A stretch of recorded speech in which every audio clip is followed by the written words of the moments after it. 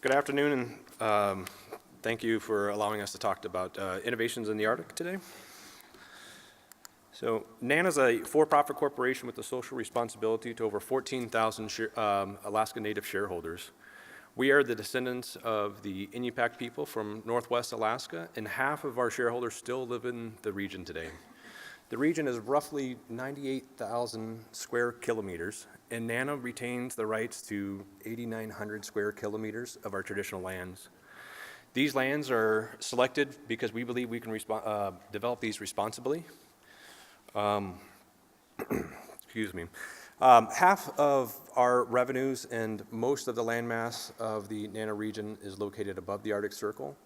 We believe that subsistence use is the best and highest use of our lands and will continue to be so into perpetuity. The region is consisted of 11 villages. The traditional business, government, and transportation hub and our headquarters are located today still in Kotzebue. NANA is involved in the Arctic in three ways.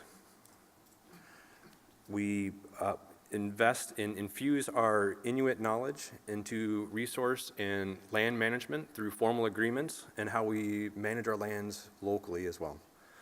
Second, we provide Arctic solutions to Alaska industries throughout the state. And then third, we invest into innovative solutions that help reduce the cost of energy in a high-cost environment. We work to reduce the cost to produce energy within the region. We reduce the cost to create the energy, and by partnering with governments, utilities, and other regional organizations to create the first regional energy strategic plan in the state. There is more work that still needs to be done as far as reducing the cost, and primarily it's related to the cost to produce the energy.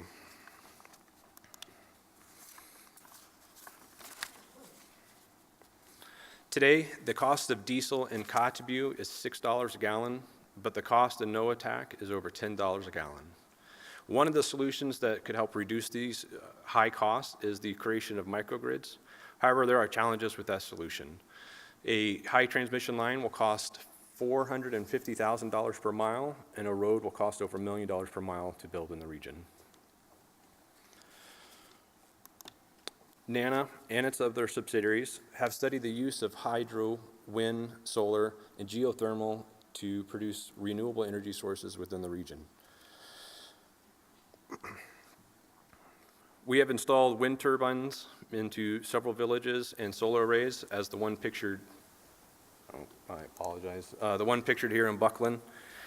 But there are challenges to using renewable energy sources within our region.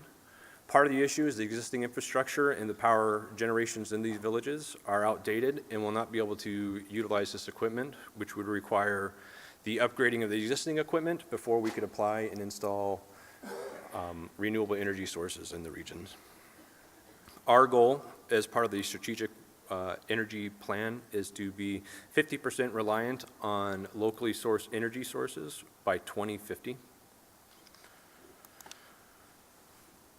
We believe that there is a potential for development of natural gas within the NANA region. This lake was recently highlighted by the Washington Post and is interesting in the fact that it is dealing with methane in the region. It is an interesting story in regards that it both is a reflection of climate change, but also is a potential energy source that we could utilize to reduce the cost of energy. It should be noted that this project utilized both traditional knowledge and also partnerships with the University of Alaska, NASA, and NANA to continue this work forward.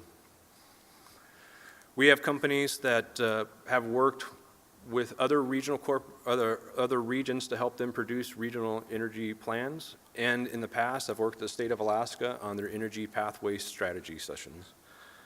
One of our engineering companies is partnering with the University of Alaska today to look at modular gasification. The ultimate goal here is to hopefully find reduced cost and also scale the project down to be able to be used in rural or remote locations.